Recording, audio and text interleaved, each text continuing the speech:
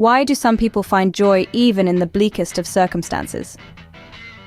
Our exploration today takes us to the book of Habakkuk, specifically to verses 17 and 18 of the 3rd chapter.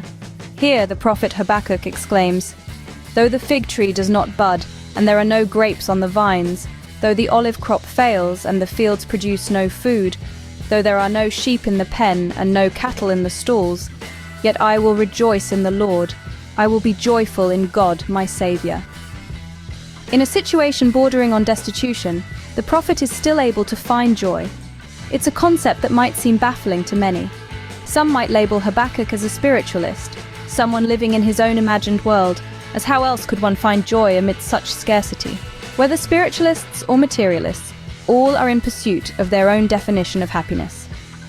The latter finds security in the abundance of material possessions, while the former draws strength from their inner spirit. Yet the happiness of a materialist is fleeting and subject to change, while the spiritualist seeks that which cannot be seen or touched, and therefore cannot betray or perish.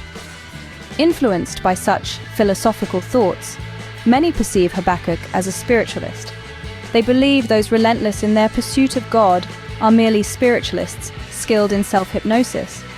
Do you agree with this perspective? Many might, simply because they've never personally experienced or felt God. To them, God is just an elusive spiritual support.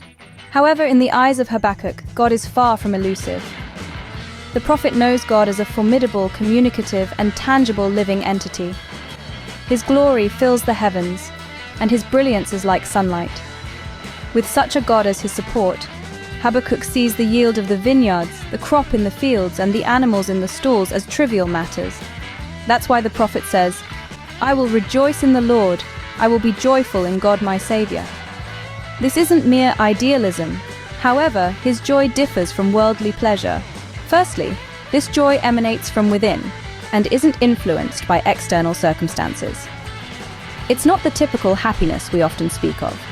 This joy is derived from a rational understanding of God, resulting in an inner sense of tranquility and steadiness. Happiness, on the other hand, is an emotional response that arises when desires are fulfilled. Joy originates from God, while happiness stems from the stimulation of desires by the external environment. Joy is the result of man's best response to God. Imagine someone who has been blind for many years suddenly regaining their sight and exclaiming, "I can see now, thank God." This is joy from the heart, a tranquility and steadiness that money cannot buy. In summary, the philosophical ideas presented in these verses of Habakkuk revolve around the pursuit of happiness and the contrasting views of spiritualists and materialists. The prophet's joy, derived from his relationship with God, transcends material possessions and external circumstances. It's an inner tranquility and steadiness that is not swayed by the world, a joy that is truly priceless.